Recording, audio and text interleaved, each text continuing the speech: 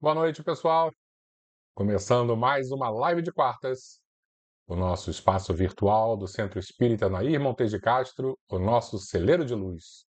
Que Jesus nos abençoe e que em mais essa noite nossos corações estejam unidos a esse Mestre que nos ama, que nos protege e que nos pede tão pouco, pede apenas a nossa transformação íntima. Por mais que seja muito difícil para a gente, se pararmos para pensar, como dizia Chico Xavier, ele não exige que escalemos o Everest, ele apenas nos aconselha o amor. E todos nós, com certeza, somos capazes de um pouquinho que seja amar, compreender, perdoar, agir com compaixão. Espero que todos estejam muito bem. E hoje vamos falar sobre o quarto capítulo do livro Boa Nova, psicografado por Chico Xavier e ditado pelo espírito Humberto de Campos. O nosso capítulo de hoje chama-se A Família Zebedeu. Para quem não sabe, a família Zebedeu é a família de João. Não confundir com João Batista, que foi objeto do nosso primeiro capítulo, objeto de estudo do nosso primeiro capítulo. Lembrando que João Batista era o primo de Jesus, filho de Isabel e Zacarias. Esse João é o João Evangelista. São pessoas totalmente diferentes, com missões, trabalhos e realizações também diversos, tá? Vamos então dar aquela olhadinha para ver quem já chegou aqui.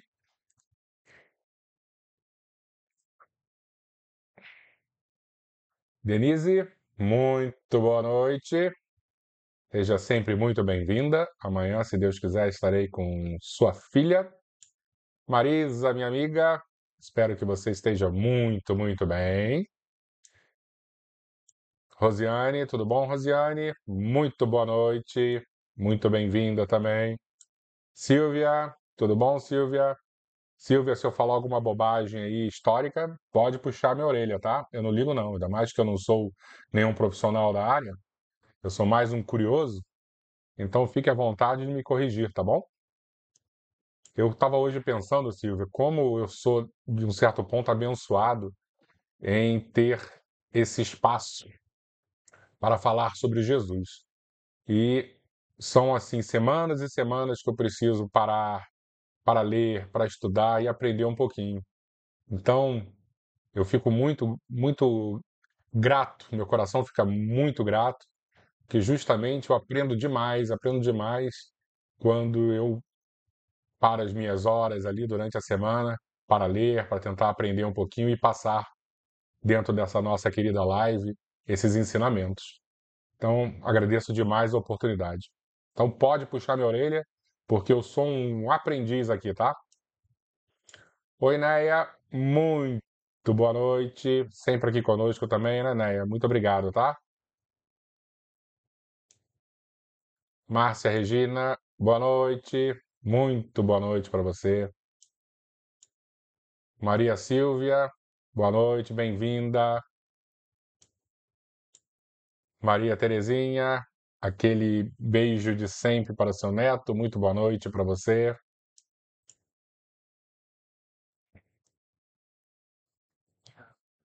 Desculpa.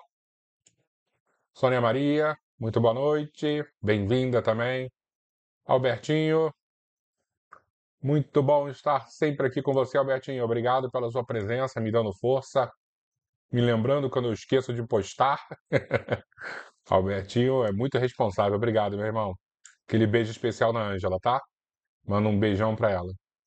Ritinha, boa noite, Ritinha. Espero que você esteja muito bem. Obrigado, Silvia.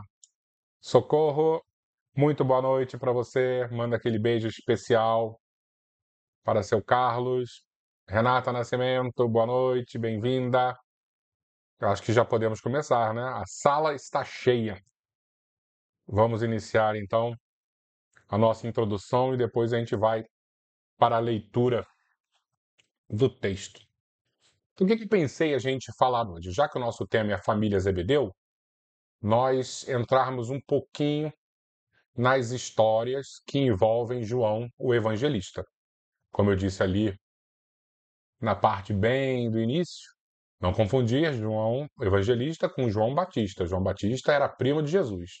O evangelista era um jovenzinho que Jesus, a gente vai ver hoje no texto, que Jesus convidou para ser o seu discípulo, um dos seus discípulos. E aí eu pensei o seguinte, já que vamos falar sobre João, e ele é muito importante, tentar mostrar o porquê dessa importância e as diferenças entre ele e os outros que seguiam Jesus ou não, mas que de alguma forma também tiveram um papel de importância e bastante relevância, tanto que seus textos entraram no cânone da Igreja Católica. Então, João, ele é um dos colaboradores, dos escritores, vamos dizer assim, dos autores, melhor dizendo, um dos autores dos evangelhos. Nós falamos na introdução desse livro que a Bíblia é dividida em duas partes, o Antigo Testamento, que começa lá com Moisés, né, falando sobre a criação do, do universo, do planeta, né, Adão e Eva, isso tudo, esses 5 primeiros livros foram Moisés. As tradições dizem que foi Moisés que escreveu. E aí tem outros livros até que chega o momento de Jesus, que aí você sai do Antigo Testamento, vai para o Novo Testamento. Então começam as biografias de Jesus, né, nesses 4 primeiros livros, que são os evangelhos. Depois nós temos os Atos dos Apóstolos, depois nós temos as cartas, cartas de Paulo, cartas de Pedro, cartas de João. E, por final, nós vamos ter o Apocalipse. Então, João, esse que nós vamos conversar um pouquinho hoje, ele é um dos autores desses 4 evangelhos. Ele está presente nos Atos dos Apóstolos. Ele está presente também nas cartas de Paulo. Paulo cita João. Ele é autor de 3 cartas do Novo Testamento. E, por final, ele ainda é autor do Apocalipse, o livro das Revelações. Então, ele é muito importante para o cristianismo. E aí eu pensei, ok, nós vamos falar sobre João, né? Mas eu acho que vale a pena também falarmos um pouquinho sobre a estrutura dos evangelhos, até para a gente entender de maneira mais aprofundada qual o papel de João neste início do Novo Testamento, que são essas biografias de Jesus. Então, como eu disse, nós temos 4 evangelhos: Mateus, Marcos, Lucas e João. Quando abrimos, a Bíblia está nessa ordem. Só que hoje em dia, os historiadores são quase unânimes em afirmar que, na verdade, o Evangelho de Marcos é anterior ao Evangelho de Mateus. Eu lembro que eu era muito jovem e eu li a primeira vez o livro Paulo e Estevão, também psicografado por Chico Xavier, esse gigante da literatura espírita, né? Médium mineiro, assim, primoroso. E ele, junto de Emmanuel, né? Na verdade, Emmanuel escrevendo nas mãos de Chico Xavier, Emmanuel afirma que os primeiros escritos são de Mateus. E isso ficou na minha cabeça. E quando eu descobri, né, através desses historiadores, que na verdade Marcos foi o primeiro a escrever o Evangelho, eu falei, pô, será que Emmanuel se enganou? Ou de alguma certa forma, Emmanuel ele não quis antecipar nada e se manteve dentro da ordem que os historiadores no passado acreditavam ser, né? E eu fiquei durante muito tempo com isso na minha cabeça. Até que nós começamos a aprofundar mais um pouquinho e perceber que faz sentido, sim, o que Emmanuel disse, que no início, logo após a morte de Jesus, os manuscritos de Mateus começaram a circular. Porque, na verdade, não foi o evangelho pronto, como nós temos hoje, que circulava. eram apenas manuscritos, apenas ideias iniciais. É como se um jovem escrevesse um diário e depois de algumas décadas, aí sim ele fosse pegar esse diário e escrevesse um roteiro de um filme. Tá? É mais ou menos isso.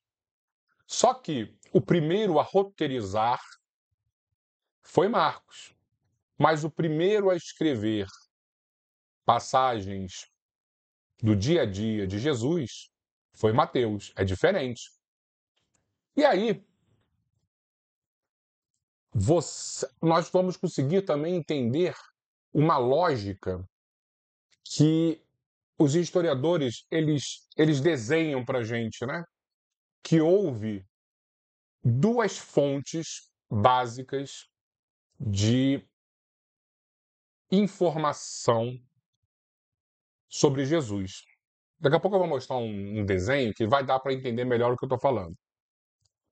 Uma fonte onde eles são categóricos em dizer que foi já o Evangelho de Marcos, e uma outra fonte desconhecida, que eles chamam de fonte Q. Vem do alemão, a gente não vai entrar o porquê desse Q, tá? A gente não vai entrar no porquê desse Q. Mas tanto Marcos, tanto essa fonte Q, de alguma maneira, elas formaram a espinha dorsal dos três primeiros evangelhos, que são chamados de evangelhos sinóticos, porque eles têm a mesma ótica. Eles têm, como eu disse, essa mesma espinha dorsal que vem do evangelho de Marcos e dessa fonte Q. Então, eu preparei aqui um slidezinho para a gente ir comentando bem devagar. No livro Paulo e Estevão, escrito por Francisco Cândido Xavier, sob a autoria espiritual de Emmanuel, são mencionados supostos manuscritos sobre a vida de Jesus. Segundo a narrativa da obra, esses manuscritos teriam sido escritos por Levi, mais conhecido como Mateus, um dos apóstolos de Jesus e tradicionalmente associado ao autor do Evangelho de Mateus no Novo Testamento. Tá? Deixa eu colocar aqui para vocês acompanharem também, que eu esqueci de mudar. Tá? Então foi aquilo que a gente disse sobre o livro Paulo e Estevão, ok?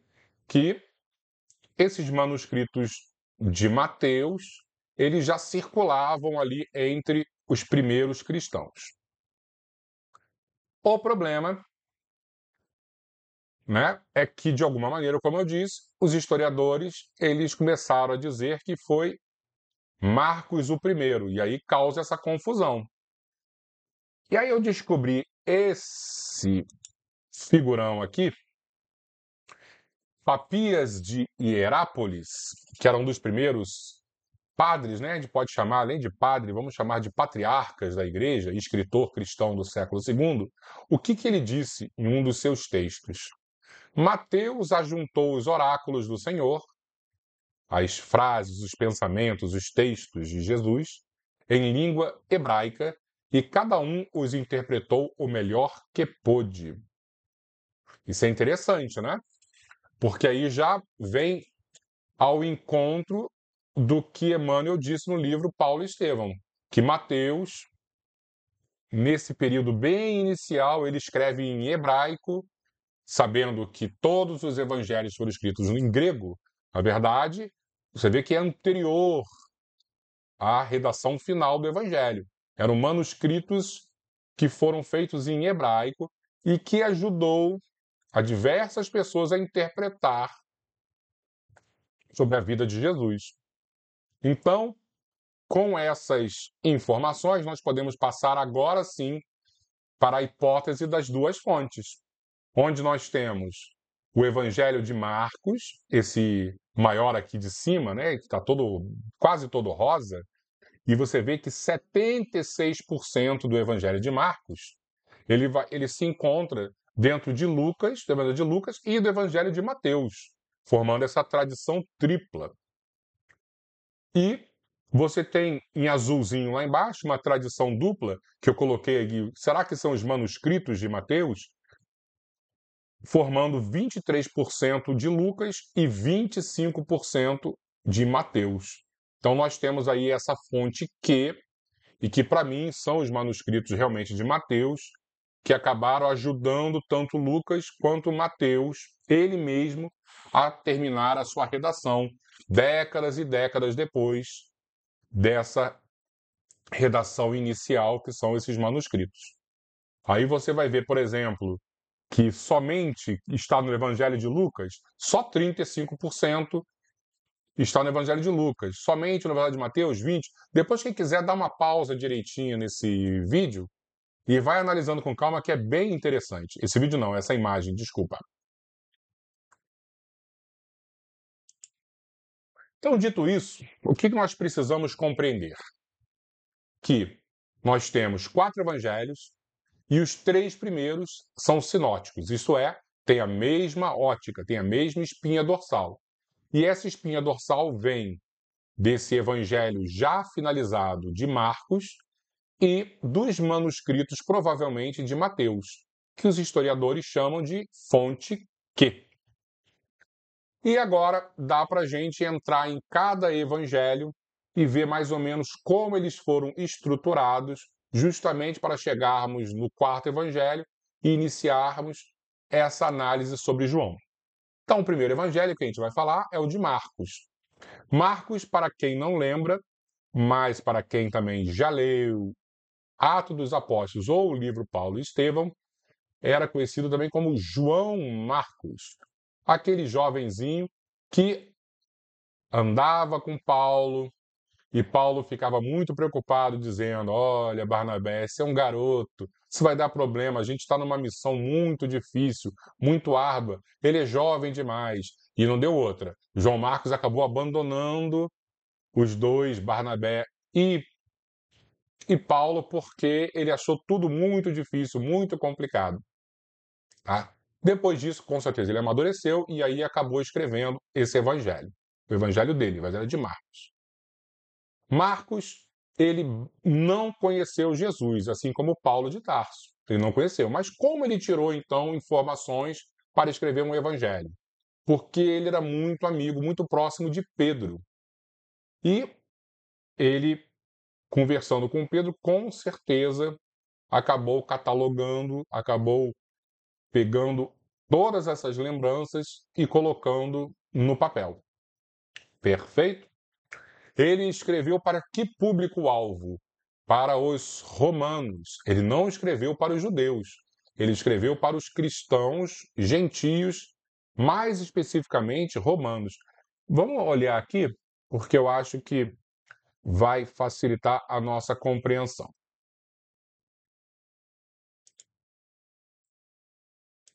Ponto. Tá? E ele escreveu quando o Evangelho de Marcos foi escrito entre os anos 65 e 70 depois de escrito. Depois de Cristo. Tá? Então a gente está falando aí de mais de 3 décadas depois que Jesus partiu. Tá? E o objetivo dele era apresentar Jesus como servo sofredor. Ele informava para os romanos que esse ser especial era o servo, ele veio para servir, que os romanos, eles não vieram para servir, os romanos vieram para serem servidos. Então, olha como ele quer desconstruir essa imagem. Não, nós viemos aqui na Terra para servir e para sofrer. Então, ele vai falar muito sobre as bem-aventuranças, aí vai falar sobre o bem-aventurados, os que sofrem, os que choram, né? Justamente para trazer os romanos para essa realidade do sofrimento e como o sofrimento é importante. Tá bom? E ele, como escreveu para os romanos, os cristãos gentios, né? Gentio, quando a gente lê, a gente vê que significa o quê? Não judeu. Ele explica minuciosamente as tradições judaicas. Por quê? Os romanos não conheciam, né? Não sabiam o que era uma circuncisão. Então ele vai explicando justamente para esclarecer os romanos sobre as tradições, os ritos dos judeus. Perfeito? Depois do Evangelho de Marcos, nós temos o Evangelho de Mateus. O Evangelho de Mateus já foi escrito um tempinho depois, entre o ano de 80 e o ano de 90 depois de Cristo. Como o público-alvo de Mateus eram os judeus, nós vamos ver Jesus sendo apresentado como o novo Moisés, como o Messias prometido.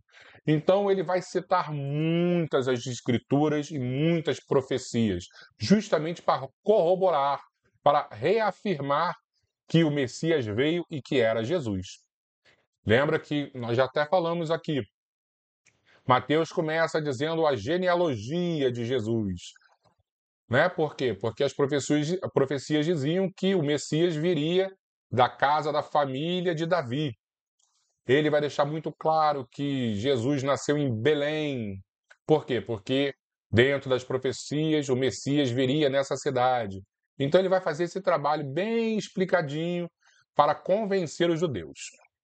Já Lucas é diferente. Lucas também é escrito entre 80 e 90 depois de Cristo, e ele vai ter um relato bem jornalístico, bem ordenado, muito confiável, utilizando diversas fontes. Ele vai usar o Evangelho de Marcos, que já estava pronto, ele vai usar esses manuscritos, ou até mesmo já o Evangelho de Mateus, que é a fonte Q, e principalmente entrevistas com Maria.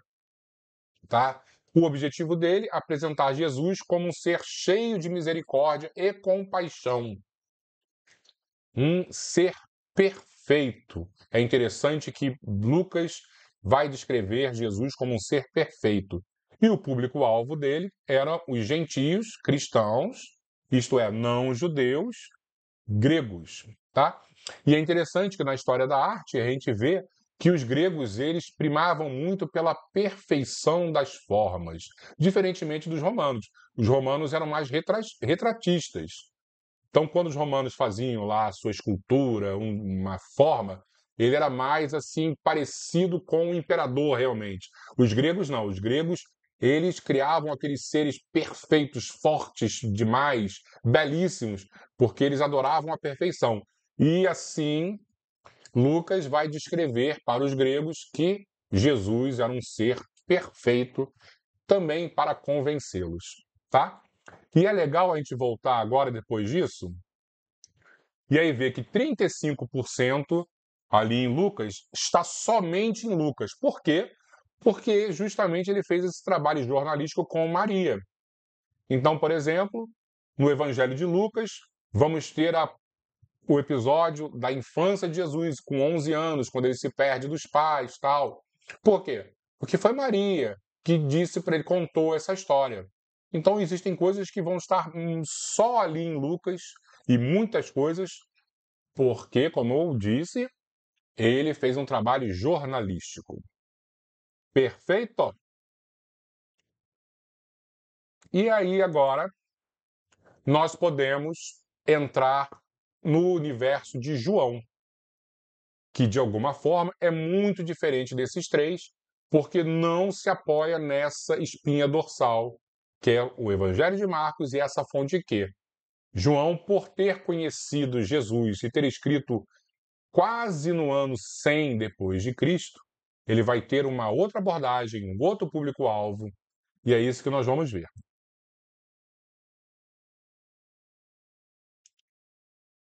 Então, o Evangelho de João foi feito entre o ano 90 e o ano 100, o último evangelho a ser escrito. Testemunho ocular, seu evangelho difere dos demais, que são os sinóticos. O objetivo é apresentar Jesus como Filho de Deus, o Verbo que se fez carne, tá? O Filho de Deus, o Deus encarnado. E o público-alvo, comunidade cristã em geral, tanto os judeus quanto os gentios, porque nesse período já era um período já diverso dos demais. Você já tinha uma igreja já estabelecida e discussões teológicas muito acaloradas. Por exemplo, os gnósticos, onde achavam que Jesus ele não usou um corpo de carne, ele era só o espírito. Tanto que quando você inicia o evangelho de João, ele diz, no início, no princípio era o verbo. E aí passa um tempinho e fala, e o verbo se fez carne, deixando claro que Jesus, Filho de Deus, teve um corpo de carne, tá bom? E ele vai ser considerado, esse evangelho, um dos mais filosóficos, né? Um dos mais profundos, difícil de você analisar, porque, de alguma maneira, tem muitas metáforas ali. Não é um evangelho simples. É aquele já senhor de idade. A gente tá falando, gente, um, uma pessoa com 80 anos, né? Porque é interessante, quando a gente vê assim 100 anos depois de Cristo, quando foi escrito, quantos anos tinha João, né? Parece que João já devia estar com quase Matusalém, né? Com 200 anos para ter escrito. Não, João era um rapazinho. Quando o João escreveu o Evangelho, vamos imaginar, desculpa, quando João conheceu Jesus, João era um adolescente. E isso é interessante porque tem uma passagem no Evangelho que Jesus está conversando com Pedro, e Jesus fala assim: Pedro, olha só, estão me cobrando o pagamento aqui de uma taxa para o templo, um imposto. Olha que absurdo, né? Ele não falou nessas palavras, mas mais ou menos foi esse sentido. Eu, o filho do dono daqui, sou obrigado a pagar, mas vamos pagar para não criar nenhum tipo de confusão. Vai lá, pega o dinheiro e paga para mim e para você. Por que só para Jesus e para Pedro, já que eles eram 13, Jesus e 12 apóstolos? Porque só os maiores de 18 anos pagavam esse imposto. Então, quando você olha os outros 11, eram menores de idade. Era uma garotada que seguia Jesus nesse início. E João, muito provavelmente, era o mais novinho. Tiago, sem o irmão dele, sempre era apresentado primeiro nas Escrituras, então significa que Tiago era o mais velho. João devia ter lá seus 15 anos. Então, quando Jesus ele morre e vão passar assim anos e anos, chega no ano 90 depois de Cristo, ou o ano 100 depois de Cristo, quando o Evangelho de João foi feito, João devia ter lá seus 80 anos só, né? Não é nem um pouco difícil de acreditar que uma pessoa, um ancião de 80 anos, pudesse nem colocar no papel, né? Porque não era o trabalho dele. O trabalho dele era relembrar e tinha lá um escriba que iria passar para o papel. Então dá para entender. E quando a gente pega também a história de João, já que estamos falando sobre ele, Jesus gostava de dar uns apelidos, né? Pedro não era Pedro, Pedro era Simão. E aí Jesus chamava, você vai ser agora o Pedro, né? Porque você é a pedra, e sobre essa pedra nós vamos edificar a nossa igreja. E João, ele chamava o filho do trovão. Tanto João quanto Tiago, seu irmão. Por quê? Porque muito provavelmente eles tinham lá momentos de fúria juvenil, né? É aquele adolescente que acaba tendo seus momentos de fúria. E o momento que eu acho mais interessante, e é muito importante a gente ter isso em mente, por quê? Porque parece que João era um anjinho extremamente dócil. Não. João, como eu disse, era chamado de filho do trovão. E esse momento é quando Jesus, com os apóstolos, eles estão caminhando, passando pela Samaria, e os samaritanos eram grandes inimigos dos judeus. E eles pediram alimento, pediram água, um momento de descanso na casa de um samaritano, e o samaritano não acolheu. Ninguém, na verdade, nesse território acolheria os judeus, porque eles se odiavam. E João, tão irritado, pergunta para Jesus: Jesus, você quer que eu reze para que Deus jogue um raio e pulverize esse povo? E eu fico imaginando, né? O que passou na cabeça de Jesus? Ai, meu Deus, esse garoto não entendeu nada ainda. Vai entender, mas nesse momento não entendeu nada ainda porque pedir uma coisa dessa, porque a pessoa realmente não conhece ainda quem é esse pai de amor e bondade. E aí, continuando sobre João, é interessante a gente falar sobre ele, porque, como eu disse no início, ele é muito presente nas, na proximidade de Jesus. E ele se define no próprio Evangelho como o apóstolo que Jesus mais amava. E de uma certa forma é fácil de ver isso, porque toda vez que Jesus está no momento de introspecção, de oração, meio que isolado do grupo, ele, na verdade, está junto de três: de Pedro, de Tiago, irmão de João, e de João. Então, é importante a gente entender, né, que eram 12 que acompanhavam, mas tinha um grupo menor, fechadinho, que Jesus, quando estava, entre aspas, mais carente, precisava desse apoio desses três. E por que eu digo mais carente? Porque naquela passagem da transfiguração, onde Jesus sobe no Monte Tabor, e que ele está muito angustiado, porque está chegando o momento da sua paixão, ele leva quem? Ele leva esses três. São esses três que sobem e eles acabam vendo Elias e Moisés.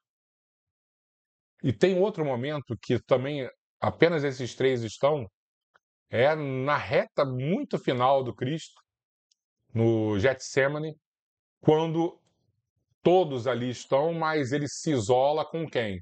Também com esses três e pede para que os três se mantivessem em oração. E, muito cansados, acabam dormindo. Mais uma vez, nesse pequeno grupo seleto. E João se descreve como o apóstolo que Jesus mais amava. E tanto mais amava que na cruz ele olha para Maria e olha para João. Não tinha mais ninguém, nenhum apóstolo estava nesse momento, todos haviam corrido com muito medo, mas João, até por ser mais jovem, né, estava ali com Maria Madalena, com a própria mãe. Os evangelistas dizem que Salomé, a mãe de João, também estava com ele. E Jesus chega para Maria e fala: Maria, olha, esse é seu filho, João, essa é sua mãe. Tipo, cuida, cuida da minha mãe, e mãe, cuida desse garoto que eu amo tanto. E as tradições desses patriarcas antigos, esses escritores cristãos antigos, né, que quase viveram ou viveram nesta época, vão dizer que João, após a partida de Jesus, continua em Jerusalém, mas as perseguições dos judeus foi tanta que ele acaba indo para a Turquia, na época conhecida como Ásia Menor, numa cidade chamada Éfeso, e leva Maria com ele. Tanto que hoje, nessa cidade de Éfeso, existe lá a suposta casa de Maria de Nazaré, mãe de Jesus. E ele fica um bom tempo com Maria, tem uma mudança no Império Romano, as perseguições aumentam muito, vem um imperador chamado Domiciano, e ele começa a perseguir João, e também nas tradições dizem que ele foi condenado à morte e jogaram azeite fervente no pobre João. Só que não era o momento dele partir e esse azeite nada fez. Ele até brinca, né? Ué, não está quente o suficiente, não? E aí os romanos veem que ele é especial e não o executam, né? Não conseguem o executá-lo. Depois, próprio Domiciano vai exilar João para uma ilha na Grécia, chamada Ilha de Patmos, e lá ele fica isolado e ele escreve, nesse momento, o Apocalipse. Tá? Quando Domiciano morre, ele acaba sendo perdoado, volta para Éfeso e lá sim escreve o seu evangelho. Deixa eu dar uma olhadinha para ver se está tudo certinho aqui. Eu acho que está tudo certinho.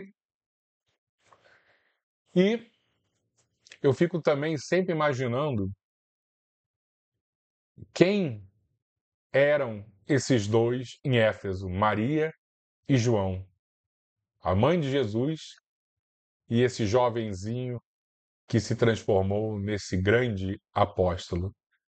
O que esses dois não fizeram de caridade, de acolhimento, de amor? O quanto eles também não foram responsáveis por tanta bondade e tanta transformação de almas de homens ainda tão embrutecidos em seres de bem. Nós temos que pensar muito sobre isso. E eu acho que já estamos na hora de iniciar a nossa leitura.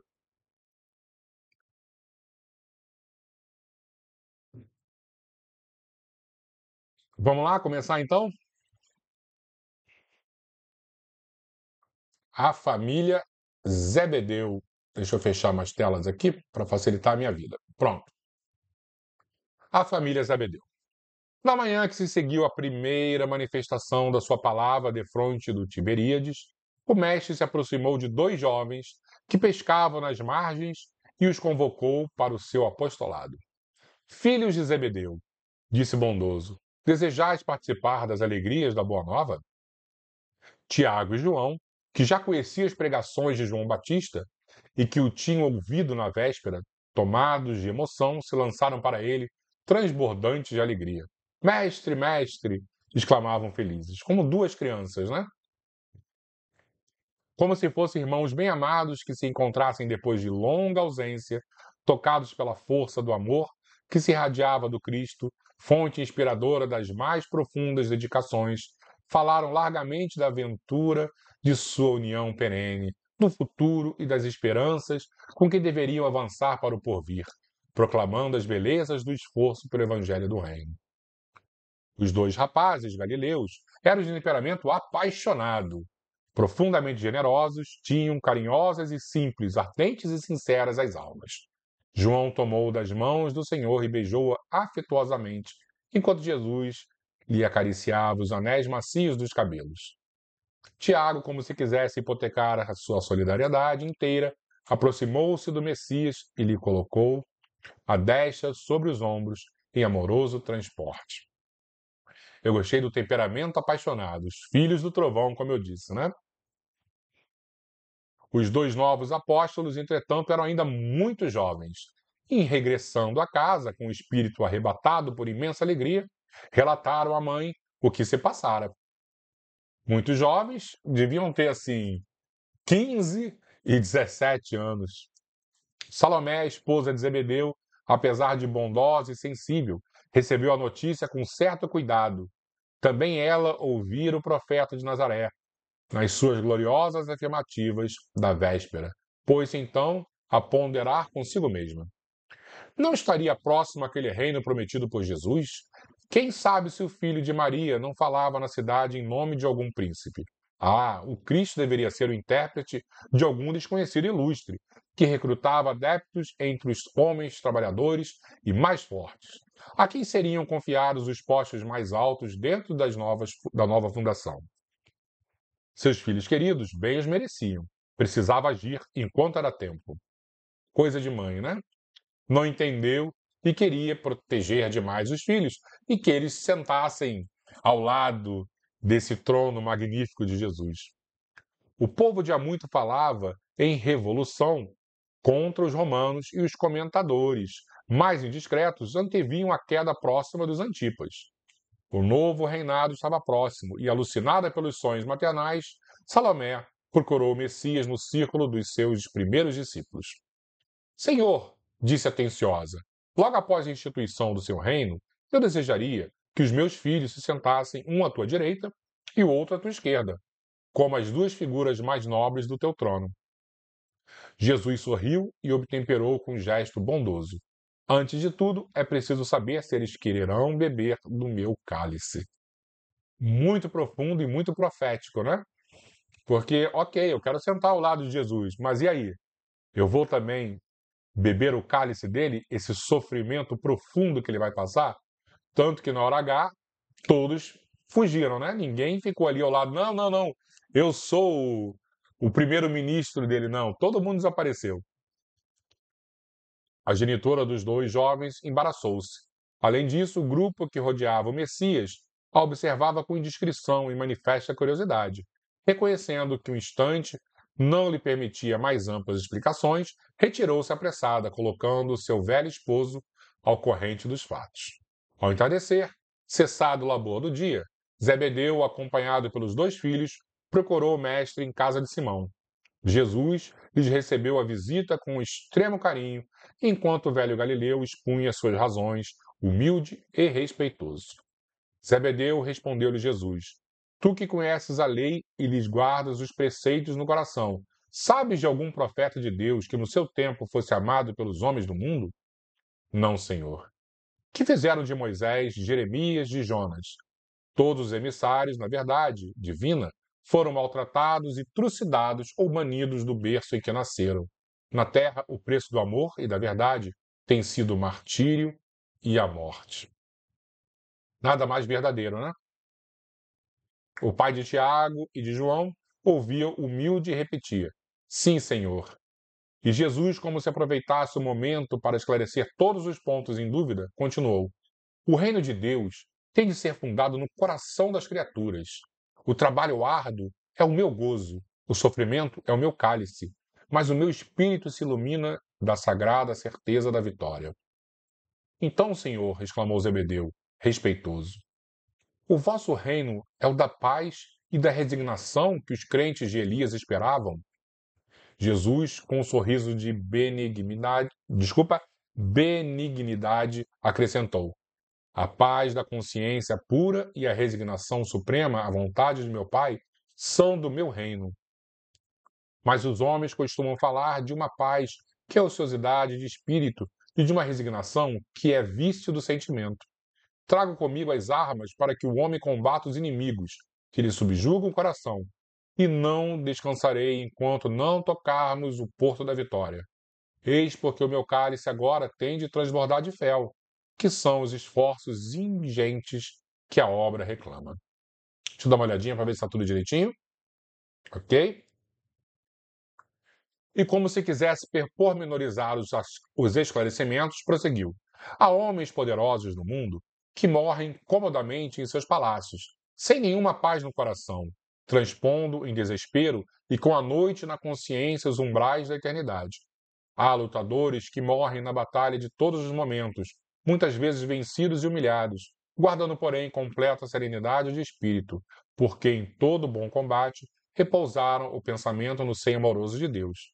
Outros há que aplaudem o mal, numa falsa atitude de tolerância, para lhe sofrer amanhã os efeitos destruidores. Os verdadeiros discípulos da verdade do céu, essas não, esses não aprovam o erro, nem exterminam os que os sustentam. Trabalham pelo bem, porque sabem que Deus também está trabalhando. O Pai não tolera o mal e o combate por muito amar a seus filhos. Vê, pois, Zebedeu, que o nosso reino é de trabalho, perseverante pelo bem real da humanidade inteira. Enquanto os dois apóstolos fitavam em Jesus os olhos calmos e venturosos, Zebedeu o contemplava como se tivesse à sua frente o maior profeta do seu povo. E realmente estava ali o maior profeta, né? Grande reino, exclamou o velho pescador, e dando expansão ao entusiasmo que lhe enchia o coração, disse ditoso: Senhor, Senhor, trabalharemos convosco, pregaremos o vosso evangelho, aumentaremos o número dos vossos seguidores. Ouvindo essas últimas palavras, o mestre elucidou, pondo ênfase nas suas expressões. Ouve, Zebedeu, nossa causa não é a do número, é a da verdade e do bem. É certo que ele será um dia a causa do mundo inteiro, mas até lá precisamos esmagar a serpente do mal sob os nossos pés. Por enquanto, o número pertence aos movimentos da iniquidade. A mentira e a tirania exigem exércitos e monarcas, espadas e riquezas imensas para dominar as criaturas. O amor, porém, essência de toda glória e de toda vida, pede um coração e sabe ser feliz. A impostura reclama interminável fileira de defensores para espalhar a destruição. Basta, no entanto, um homem bom para ensinar a verdade de Deus e exaltar-lhe as glórias eternas, confortando a infinita legião dos seus filhos. Quem será maior perante Deus? A multidão que se congrega para entronizar a tirania, esmagando os pequeninos, ou um homem sozinho e bem intencionado que, com um simples sinal, salva uma barca cheia de pescadores? Um homem sozinho. Empolgado pela sabedoria daquelas considerações, Zebedeu perguntou: Senhor, então o evangelho não será bom para todos? Em verdade, replicou o mestre, a mensagem da Boa Nova é excelente para todos. Contudo, nem todos os homens são ainda bons e justos para com ela. É por isso que o Evangelho traz consigo o fermento da renovação, e é ainda por isso que deixarei o júbilo e a energia como as melhores armas aos meus discípulos. Exterminando o mal e cultivando o bem, a terra será para nós um glorioso campo de batalha. Se um companheiro cair na luta, foi o mal que tombou, nunca o irmão, que para nós outros estará sempre de pé. Não repousaremos até o dia da vitória final. Não nos deteremos numa falsa contemplação de Deus, à margem do caminho, porque o Pai nos falará através de todas as criaturas trazidas à boa estrada. Estaremos juntos na tempestade, porque aí a sua voz se manifesta com mais retumbância. Alegrar-nos-emos nos instantes transitórios da dor e da derrota, porque aí o seu coração amoroso nos dirá: Vem, filho meu, estou nos teus sofrimentos com a luz dos meus ensinos. Combateremos os deuses dos triunfos fáceis, porque sabemos que a obra do mundo pertence a Deus, compreendendo que a sua sabedoria nos convoca para completá-la, edificando o seu reino de venturas sem fim no íntimo dos corações. Jesus guardou silêncio por instantes. João e Tiago se lhe aproximaram, magnetizados pelo seu olhar enérgico e carinhoso. Zebedeu, como se não pudesse resistir à própria emotividade, fechara os olhos, com o peito oprimido de júbilo. Diante de si, num vasto futuro espiritual, via o reino de Jesus desdobrar-se ao infinito. Parecia ouvir a voz de Abraão e o eco grandioso da sua posteridade numerosa. Todos abençoavam o Mestre num hino glorificador. Até ali, seu velho coração conhecera a lei rígida e temera Jeová com a sua voz de trovão sobre as sarças do fogo. Jesus lhe revelara o Pai carinhoso e amigo de seus filhos, que acolhe os velhos, os humildes e os derrotados da sorte, com uma expressão de bondade sempre nova. Esse é o papel de Jesus, um dos grandes papéis. Mostrar esse novo Deus que nos ama, nos acolhe, nos perdoa e que sempre, sempre vai estender a mão. O velho pescador de Cafarnaum soltou as lágrimas que lhe rebentavam no peito e ajoelhou-se. Adiantando-se-lhe, Jesus exclamou: Levanta-te, Zebedeu, os filhos de Deus vivem de pé para o bom combate. Avançando então dentro da pequena sala, o pai dos apóstolos tomou a destra do mestre e umedeceu com suas lágrimas de felicidade e de reconhecimento, murmurando: Senhor, meus filhos são vossos. Jesus, atraindo docemente ao coração, lhe afagou os cabelos brancos, dizendo: Chora, Zebedeu, porque as tuas lágrimas de hoje são formosas e benditas. Temias a Deus, agora o amas. Estavas perdido nos raciocínios humanos sobre a lei. Agora tens no coração a fonte da viva fé. Belíssimo, né?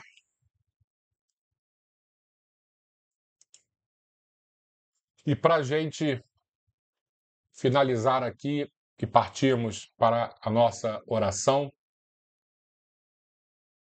João foi o único dos apóstolos que não morreu em martírio, em sofrimento, em dor.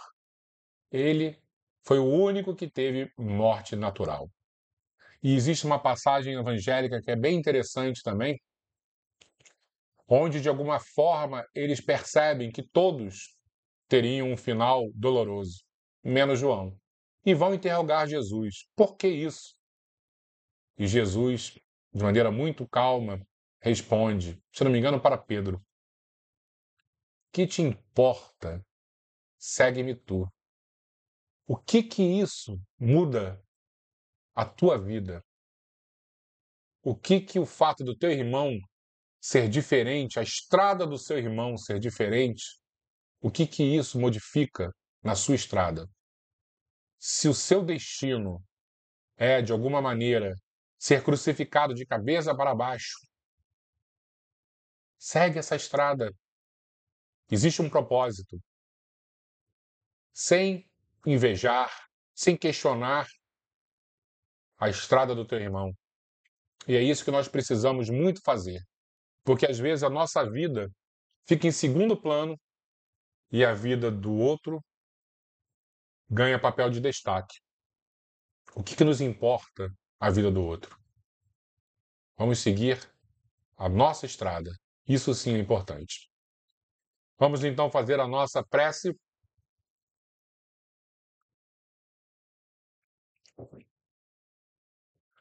Para finalizarmos mais esse capítulo aí, muito, muito bom.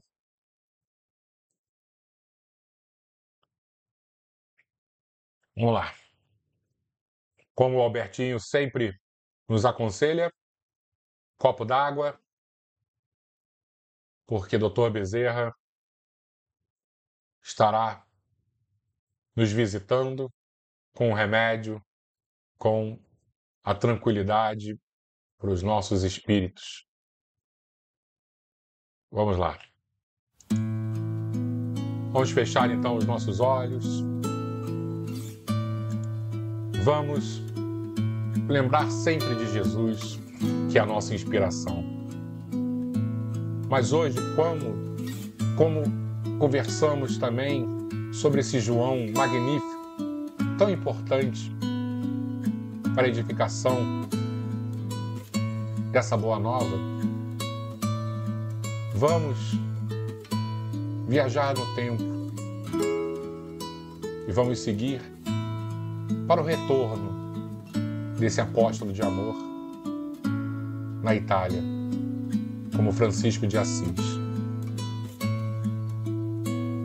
Aquele santo que seguiu fielmente os passos de Jesus através da abnegação, do amor incondicional a Deus e ao próximo. Senhor, fazei de mim um instrumento de vossa paz. Onde houver ódio, que eu leve o amor. Onde houver ofensa, que eu leve o perdão. Onde houver discórdia, que eu leve a união. Onde houver dúvida, que eu leve a fé. Onde houver erro, que eu leve a verdade. Onde houver desespero, que eu leve a esperança. Onde houver tristeza, que eu leve a alegria.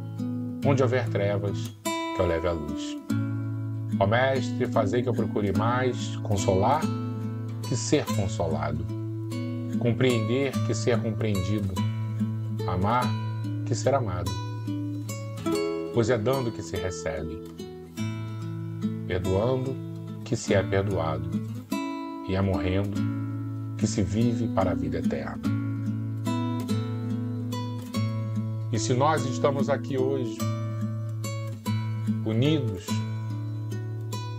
em pensamento, em corações, em espíritos, é porque acreditamos que de alguma maneira também podemos ser instrumentos desse Mestre, que é amor e bondade. Então, Senhor, fortalece os nossos propósitos, ajuda nas nossas intenções, direciona o nosso caminho. Porque muitas das vezes estamos perdidos, enfraquecidos, mas temos a certeza que juntos de Ti, o nosso fardo é leve. E assim a nossa caminhada mais segura, porque temos na Sua companhia a solução para os nossos problemas. Muito obrigado, Senhor, que possamos terminar a nossa reunião em Teu nome. Assim seja, Senhor.